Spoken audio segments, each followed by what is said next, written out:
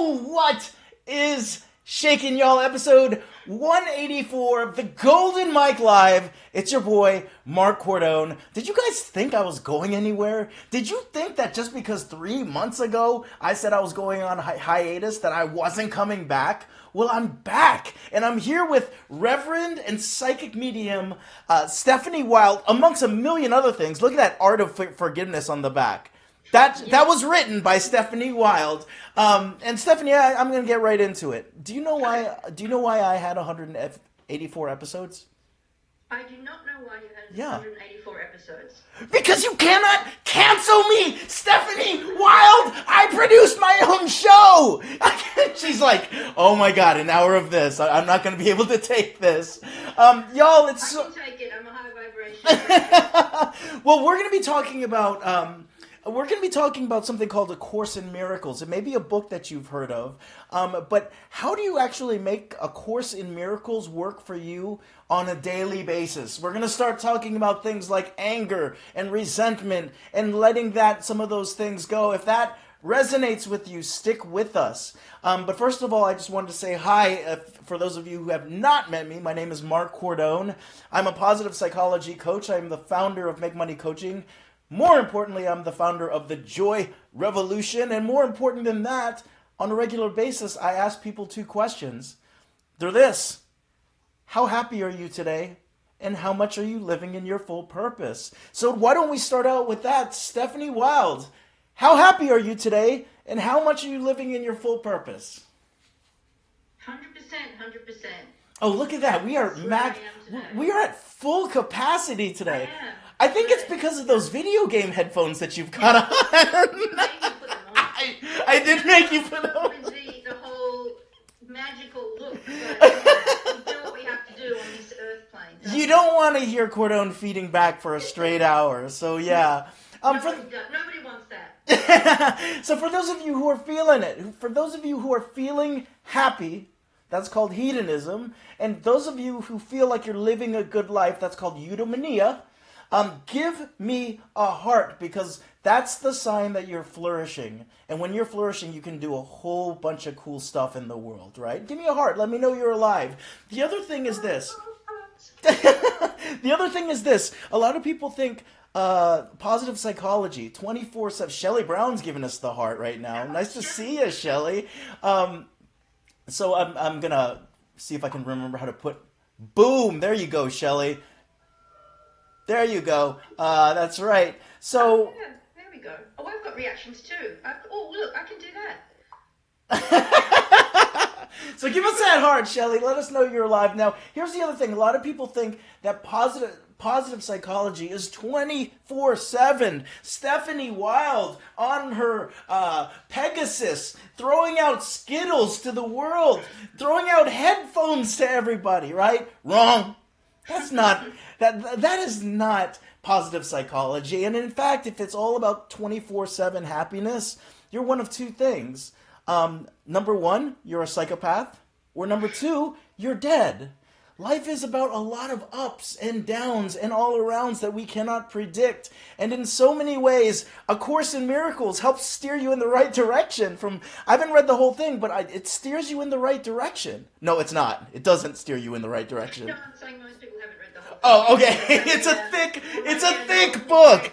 It's a thick book. So for those of you who are sitting there right now, looking at me and Stephanie saying, hey, I'm not fully happy right now. I was happy last week, but I'm not. Or you might be saying, yeah, I was living the good life, one full of purpose for 30 years in institution, and now I'm out of love with it. That's cool. That's part of the journey. If you're going through that, let us know. Give us a thumbs up. Let me and Stephanie entertain you, and there might be some things that wash over, and let it wash over, and when you're laying down tonight, it might sink in. And it's really cool the way that the brain in life works. Give me a thumbs up. Let me know you're alive, because your heart beats just like Stephanie and mine. Now here's the final one. Wild, I hope you know what that wow face looks like. I hope you know what that wow emoticon looks like, because we're about to... I didn't see it. Here it is.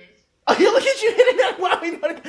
You're about to do it. You're about to do your impression of it, because hope has been found, and I'm not talking about hope being the I hope today it doesn't rain, the wishing type of hope, but the hope where you have a vision and you say to yourself, you know what? I'm going to make today happen. I am not at the mercy of the inputs. I put out my own outputs. If you have that type of hope, that is as powerful as EQ and IQ in terms of being happy, in terms of living a good life. Steph and I are about to, I know you're hitting that wow face button, but you're going to do it with your face, with me, in unison. Stephanie Wild, what does that wow face look like? Show me. You did like a 3D rotation of it. I love it. And Shelly, you're going to be making that wow face with me next week because she's going to be a guest. So given all that, Stephanie, corny intro, we're having fun, but let's get right into it. What's your story? My story is, now, first of all, I want to say, I think it's possible to be happy all the time, but once you get to that point, you're enlightened. So it's very difficult and unusual for a human to be doing that on Earth. but let's give everyone hope, like you say. Yeah. All right, so. Well, I call it you become an astronaut. Yes. Because you're so far. Astronaut, you're in with source. Yeah, absolutely. Yeah. But until then, we're going to be having something else. And that's the whole point of being here on Earth. And that's why you wear those headphones, so you don't become an astronaut. If you're not careful, I'll take them off, and then I won't be able to hear you, and then it's going to be my show. No! Well, actually, a lot of people... Who wants to see this Become Wild show? And don't answer that. Don't answer that. All right, so anyway, look.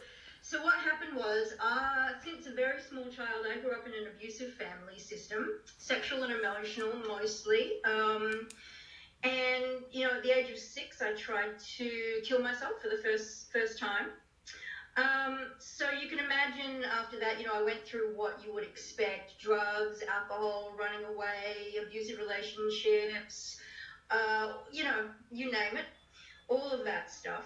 And I ran away to New York City, basically, as far away from my family of origin as I could get. Now, was this from Australia to New York City? Yeah, from Australia. From Perth, Australia to New York City, and if you look at a globe, it's exactly Does it go right through side of the globe. So did you? I'm out of here. So did you start digging, and you start digging from Perth, and then you just came out the other side, and you were in New York City? I thought about it from my little bedroom.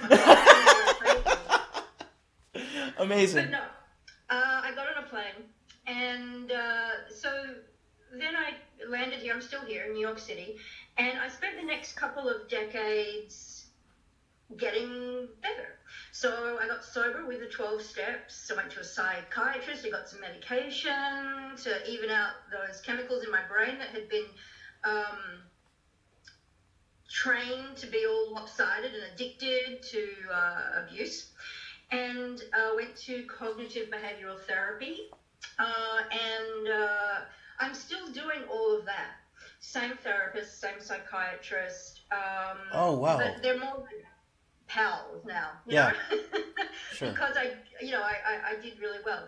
But after, 10, 15 years, I was still not deeply, deeply happy. I was still not joyful and serene and having fulfilling and peaceful personal relationships. So the next step was to go deep into my soul. That was sort of the last frontier. Let me ask you this then. So you're not in full pathology, right? No, not at all. Very productive and effective. But you're also not in full flourishing. Like, right. To reflect back, what would you call that sort of period you're in? What would I call it? I don't Yeah. know, is this like a Socratic lesson here? I don't think it's a Socratic lesson as much as like... I would just say, I was in process. Okay. I hadn't, I was cognitively effective on this plane, but I hadn't connected with source. So did you feel like you were at full capacity? No, not at all. Okay. Not at all. Okay. Not at all. Not at all. That's exactly what I'm saying. I had to take the next step. And I couldn't think of anything I hadn't done except explore spirituality. So I went to a class to enhance my intuition because I thought, my gut feeling isn't guiding me properly. I'm not having wonderful, wonderful romantic relationships, work relationships, friend relationships, adequate, but not deeply wonderful and joyful. And so I went to a class to enhance my intuition so I could sort of get to know myself a little more. And so one thing led to another, and here I am. So that process began. The Reverend Psychic. One thing led to another. No, it really did. I just kept going, and the more I kept going, the happier I was, and the clearer things became, and the more I understood how the universe actually works. I just started feeling more and more and more comfortable in this whole life on earth thing that we're all going through. Okay. and I discovered that I had a talent for psychic mediumship. And looking back, I realized that as a very young child, I had actually been hearing the voices of my ancestors, my great-grandmother, for example, my spirit guides. I had been hearing them, but I was just, I just attributed that at the time to my imagination. Or whatever else. Did you ever tell anyone about it, like your clairaudience, when you were younger? No. You just no. It was just like I'm just a kid. These are voices. Okay. Yeah. Okay. And looking back, I also realized that I was precognitive, right? So I could understand. I could just feel what was going to happen in the future, and I could see what was going to happen in the future. Sometimes I could actually see it. I'd walk into another dimension, kind of thing. Like just before the Berlin Wall came down, I walked into the kitchen one day. We had one of those little radios. We still had radios then. Yeah. And it was playing the announcement, like as it would happen in a couple of months, of the Berlin Wall coming down. And I was just standing there. And my mother came and she's like, "What are you doing?" I'm like, "Shh, I'm listening. She's like, "There's nothing on the radio." I'm like, "Can't you hear this? Can't you hear this?" So things like that would happen. And, I just thought I was a bit nutty, or I was very imaginative. I was a writer, I was an actor. But anyway, so looking back, I put all these things together. And now I'm in control of it. As opposed to, like, weird things just happen. So when you actually go to things, when you go to therapy and 12 steps and CBT, were these things that you said as a kid, I literally heard voices, or I got these premonitions, because from a clinical standpoint, that could be written off in the like that can be written off in the whatchamacallit, the DSM-4, or like drug addiction or some sort of like delusional or something. I didn't say any of that. I did say some of that to my therapist, and not luckily, but because this is how we plan things, she was very receptive, and in fact, later I ended up working with her in her therapy groups and actually bringing these talents to her therapy groups. So I would come in and do some mediumship and talk to some of the patients' former husbands or boyfriends or mothers, and there was a lot of healing and forgiveness going on. So I was very fortunate to have that. But that wasn't too much later. I said those things during the intuition classes, because that was the whole point. Yeah. Of them. Yeah. Okay. And so here we are nowadays. We got a thumbs up from Chahir. Thanks for joining us, Chahir. I want to go because there's so many. I could have a million questions on Yeah, sort no, of. okay, you can jump off anywhere you Yeah, like. but I do want to talk about the Course in Miracles because this is my way of stigmatizing things. When I think of Course in Miracles, I think of either woo folks or I think of folks in 12-step programs, right? Oh, okay. And Yeah, I didn't realize there was that connection to the 12-step. Okay, yeah. and so and maybe it's just randomness, but a few of the folks who were going through 12 steps had Course in Miracles and was like, I totally believe in it. Talk to us a little bit about the Course in Miracles. It's a thick book. It's an old book. Some people would say that it's antiquated. But like what is and some people would say that it has a like a Christian bent to it, right? Sure, yeah. So what truly is a course in miracles? A Course in Miracles is a set of daily exercises designed to have us dissolve our ego so that we can see the world as it really is. So essentially, I mean, you came so quick at me there. So in many ways, I'm thinking of the idea that we live a life of illusions, where we put up things that we think are these little T's that we think are truths. And my take is that the book is a book that helps you dissolve those illusions or dissolve those little true and get to the big truth, or if there is a big truth. Correct. Okay. That's exactly correct. Okay. That's precisely it. And there are three parts to it. It's the course itself, which is what people, well, I don't know if that's what they think. Anyway, there's the course itself, the lessons, 365 of them. And then there's the text, which is the theoretical underpinnings, right? So it's a daily lesson. A daily lesson, okay. Yeah, daily lesson. And then there's a manual for teachers, and we're all God's teachers. So, that is just about taking it out into the world to others.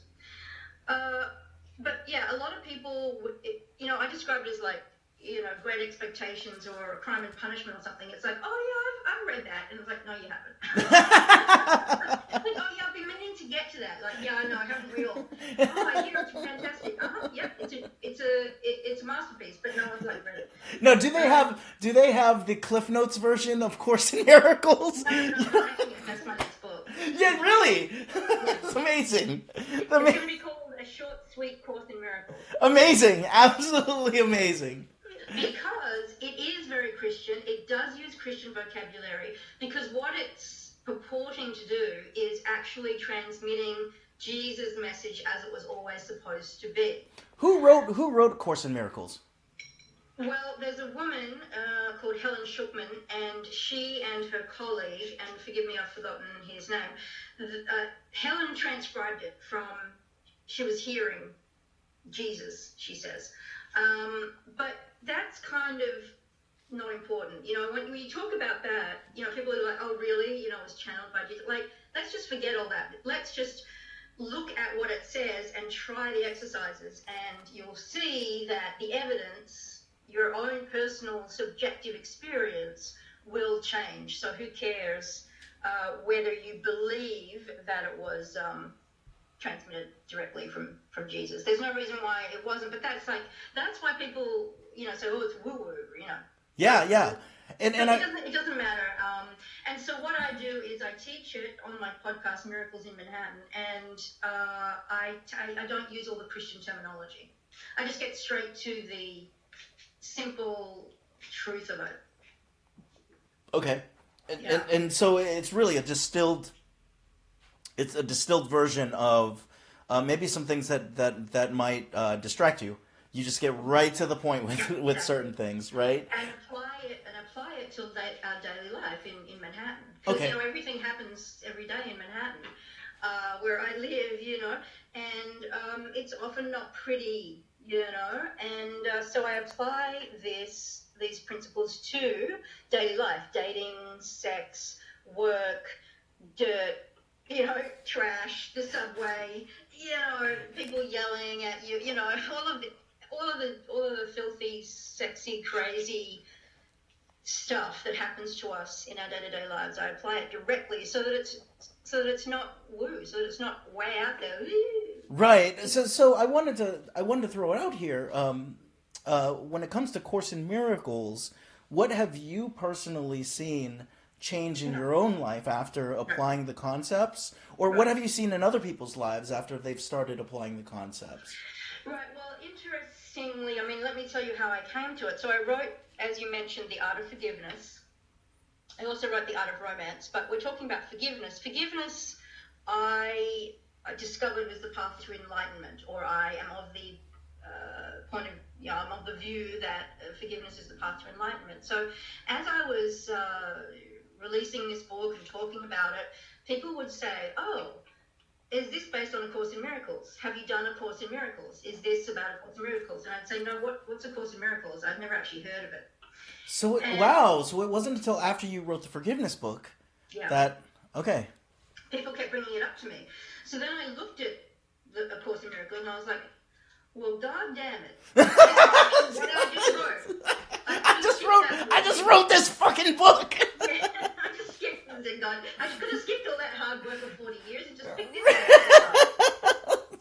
So I picked up a drink that night. And it just regressed from there.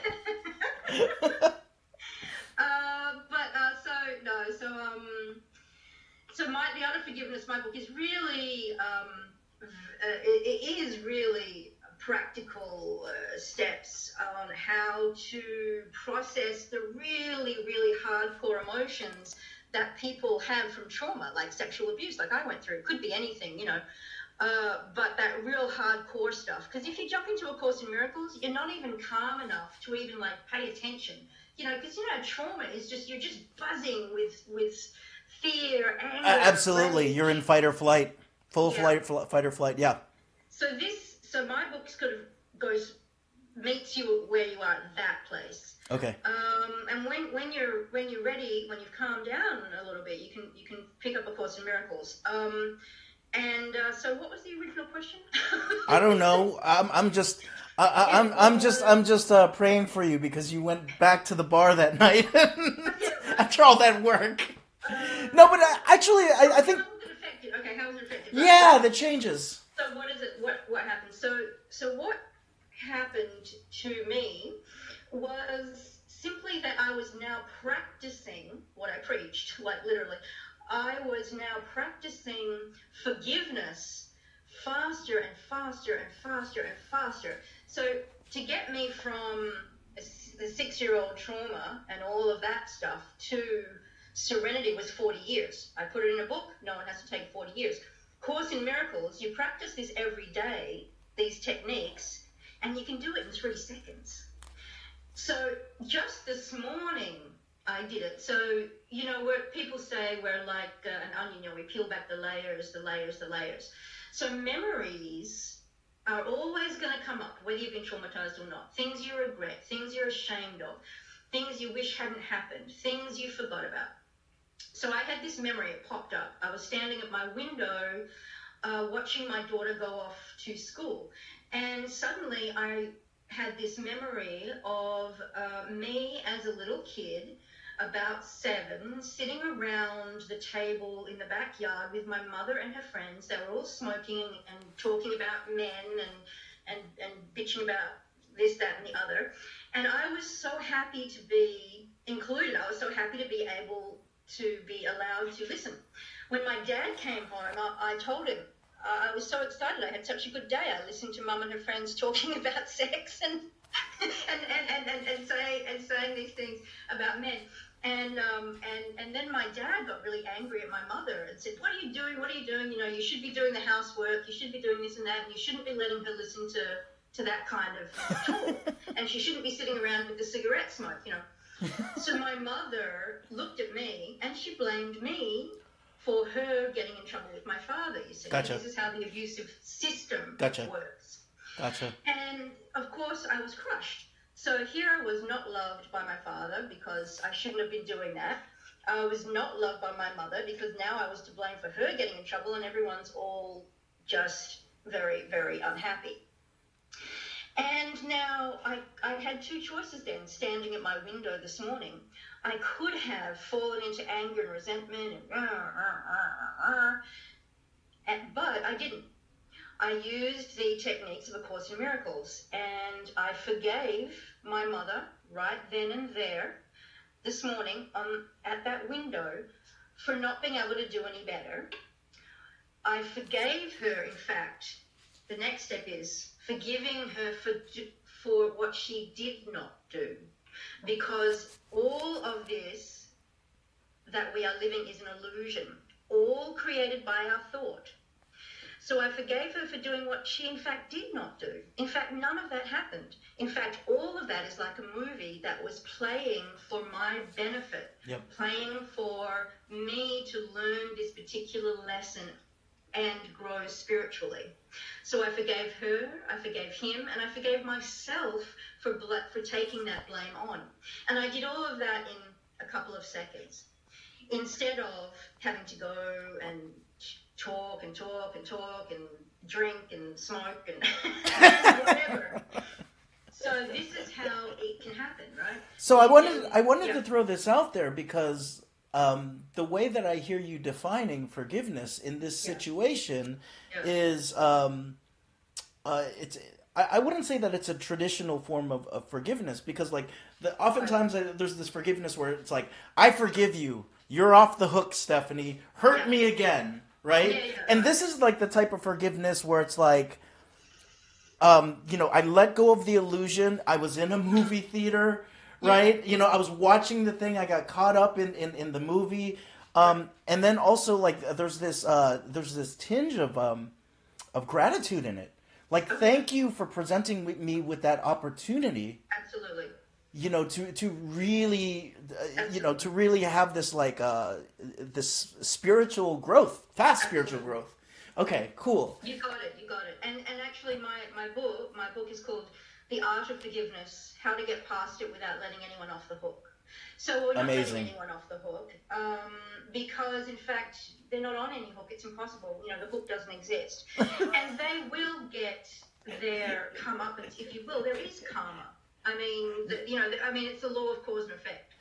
So yeah, you are fairly close to being an astronaut sometimes. I just wanted to call that out. Yeah. But Shelly's loving it. Shelly's giving you mad hearts right now. So keep going. Tell us what's going on. Yeah, but that's why we do the podcast Miracles in Manhattan, because I can't just come on and someone says, "Oh God, I was just almost murdered," and I'm like, well, that didn't exist, so, what are you worried about? You have to meet people where they are, and that reminds me of your TED Talk that I watched. You were talking about how to grow from wherever you are. Yeah. And so that's what it is. So there are steps. We have to deal with things at the level of form, physical and emotional. That's why we're here. And as we start to dissolve that, then we start to realize, we start to see, we start to experience as we do these little exercises, and they're very easy. They're not like difficult. But as we learn to change our perception, then it gets easier and easier and easier, and we can get to the point where we are living on this earth, but not as part of the earth, if you know what I mean. We're in the world, but not of it. Yes, that makes sense. I wanted to throw this out there for a second, though.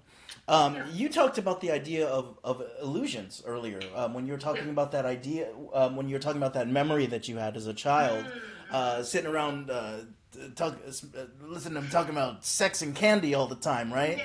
Yeah.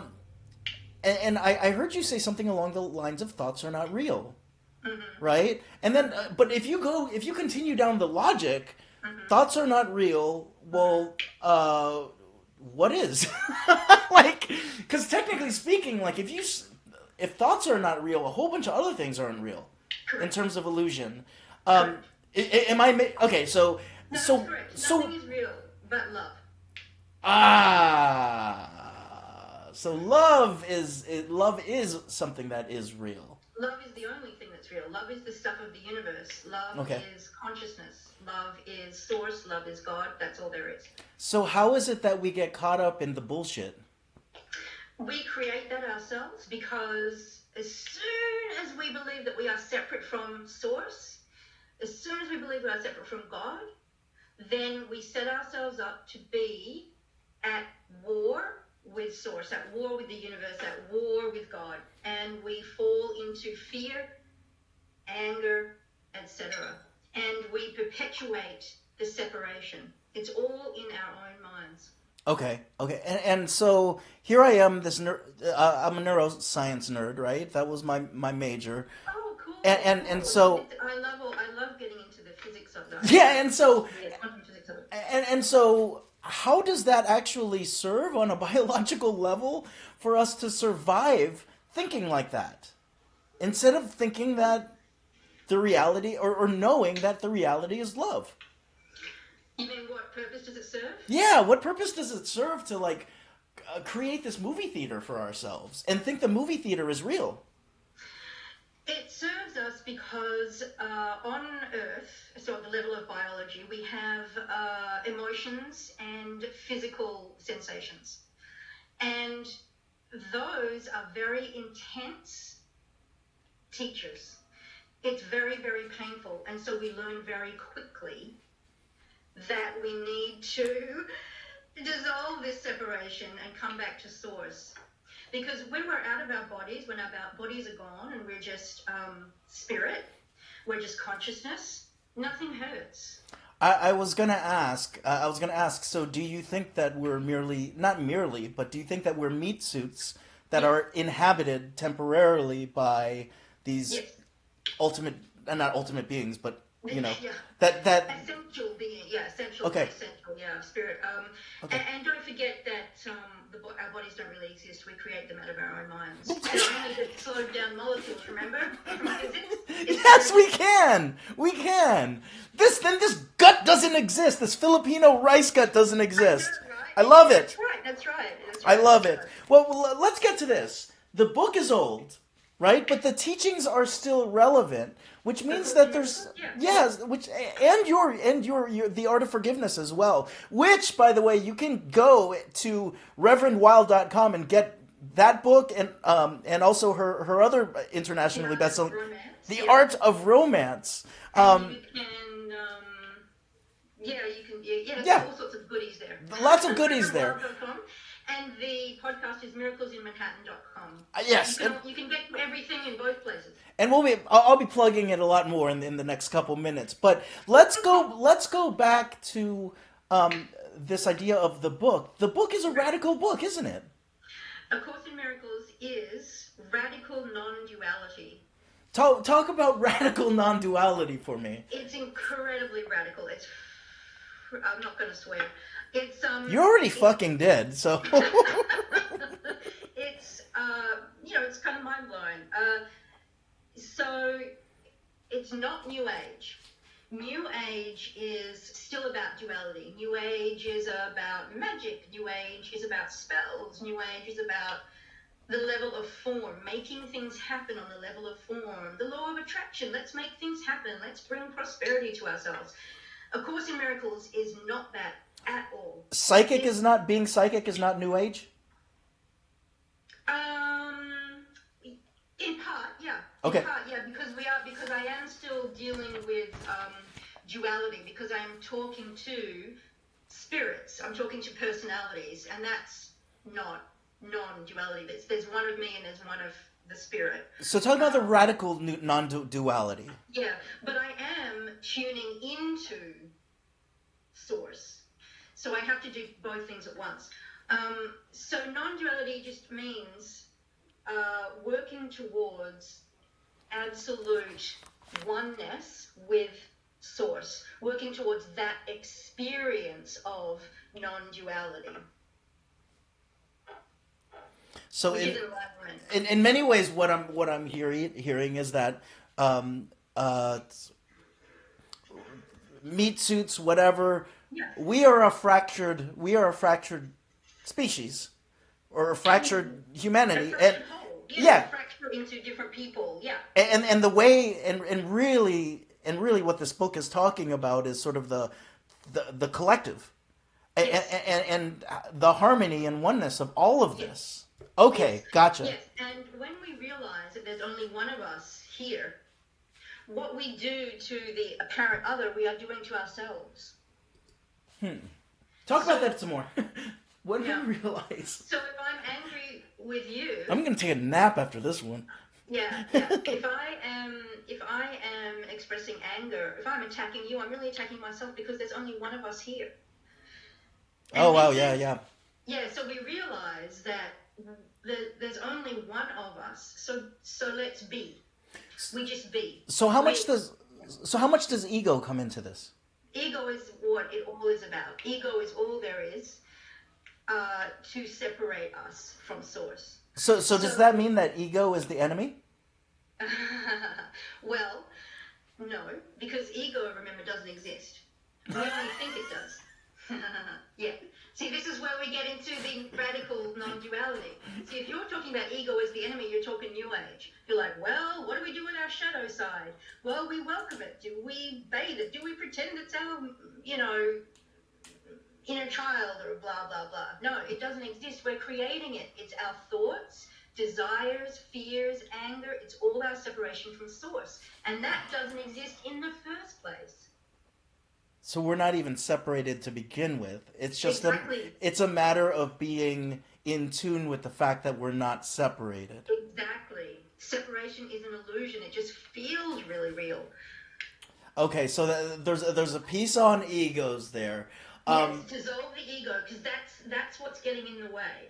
Okay, and now actually, You can personify the ego. you're making me throw my book down, throw my pen down now, because I'm going off the chains here. Like in terms of the course itself, talking about the sort of what the root cause is with the ego and stuff like that, and how we're actually connected, and everything else is an illusion.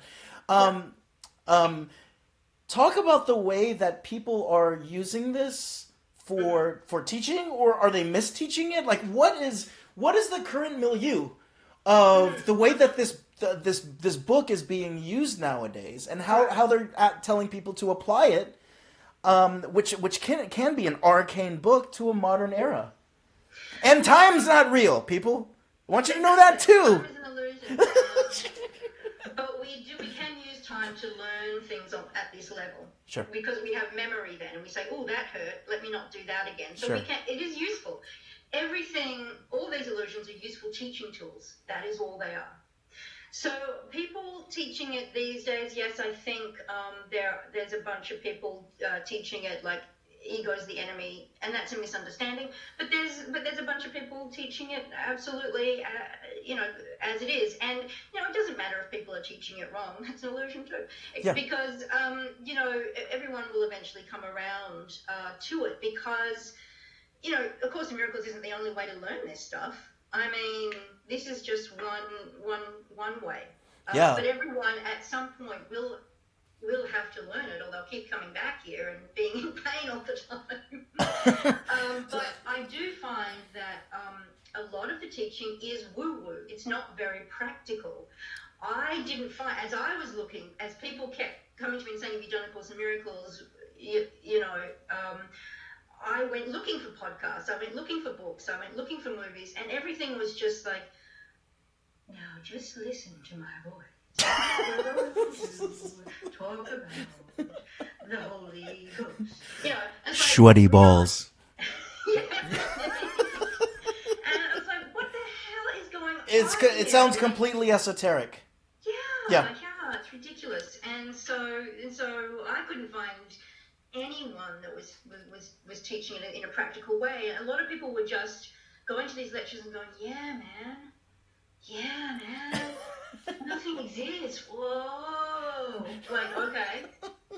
So, like, how does that help me?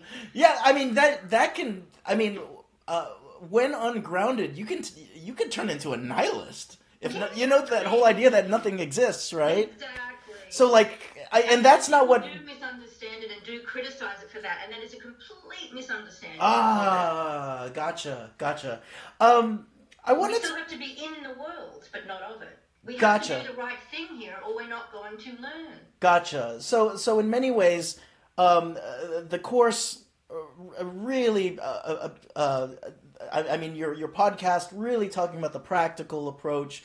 Okay, do you talk about dating on it? All the time, pretty much every episode. Then tell me about it, Joe. You wildcat. Like, how do you use Course in Miracles with the topic on dating on your podcast? All right. So, for example, this is a real tame example. So, everyone's always like, Hold on a second. You don't come on this show to be tame. No, it's going to take 2 seconds. Then Oh, okay. To the crazy one. Okay.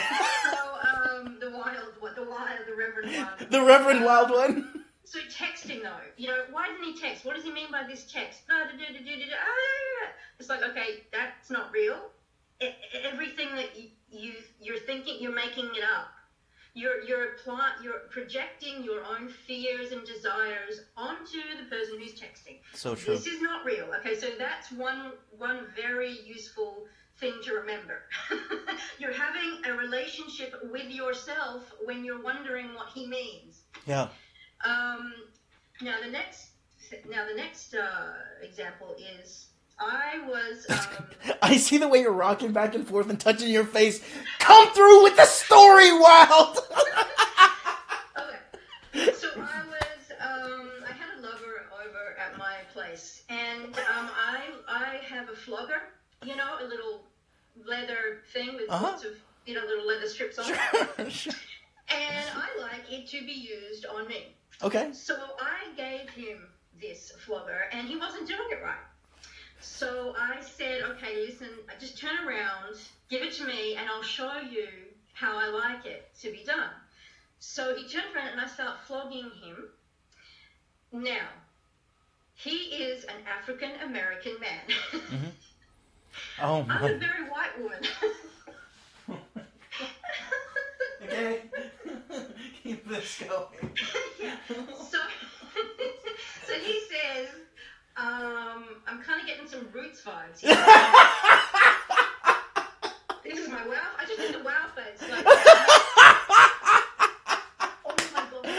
I'm so sorry.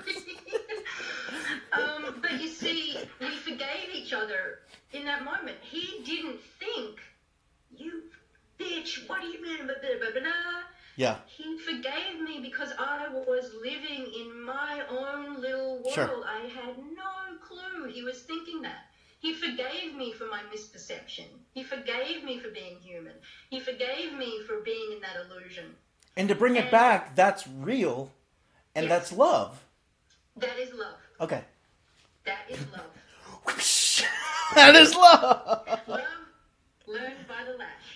Love learned by the lash. I definitely am getting the art of romance and the art of forgiveness and reading them simultaneously now. It's the best idea I've ever heard. That's exactly what it's all about. Amazing. Because in romance and dating sex, we're bringing all this stuff. Oh, I didn't get love. Oh, I want to be whipped. Oh, God, don't leave me. And so it's never going to work unless we forgive and align ourselves with true love. I absolutely love it, Stephanie, and so I wanted to pull it all back with sort of the meta of all this, right? The big picture of this, like we're talking about love. We talked about it for a second. There is, when interpreted incorrectly, someone could see this as a nihilist book. Yeah. But I see it as one of maybe purpose. Oh, most definitely. So like, what is your take on this whole, sort of our purpose on Earth, our purpose in using this book, what it was whispered to someone for? What do you see as the big purpose of A Course in Miracles? It's to help us get much more quickly to enlightenment than we might otherwise. And I think a minor purpose is to correct the perversion of Christianity, the perversion of Jesus' message. and to bring the true message of compassion, love, and forgiveness that Jesus the Christ attempted to bring, or did bring here. But the whole thing is about learning that the whole thing is about experiencing as quickly as we can the fact that we are not separate from Source. And that's absolute serenity and absolute joy. Now, after all this, I mean, literally years of work into yourself, years of being able to put pen to paper, and then finding this book out, just so much wisdom that you have in. Do you feel like you've got it all figured out? No, I know I haven't, because those little memories, like I described earlier, keep coming up. Like there's just more and more and more and more and more.